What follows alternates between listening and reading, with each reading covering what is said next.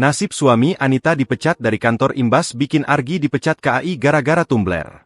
Alvin suami Anita, wanita yang viral kehilangan tumbler di dalam kereta rel listrik, KRL, pada Senin, 24 November 2025, dipecat dari perusahaan tempatnya bekerja, PT Daidan Utama Pialang Asuransi.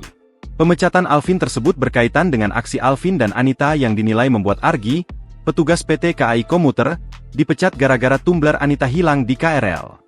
Mereka memutuskan untuk memecat Alvin karena tindakannya tidak merepresentasikan nilai-nilai dan budaya kerja perusahaan kami secara keseluruhan.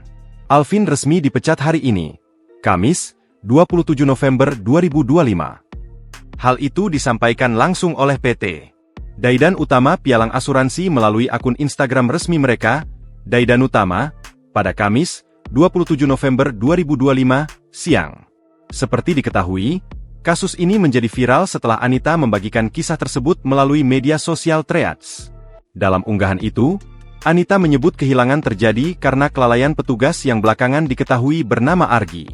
Gara-gara utas Anita tentang tumbler hilang viral, Argi mengaku dipecat dari pekerjaannya.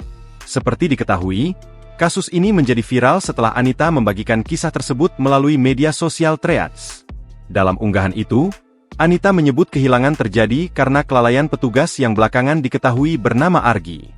Ia menceritakan kronologi tumblernya yang hilang dan menyalahkan petugas KAI.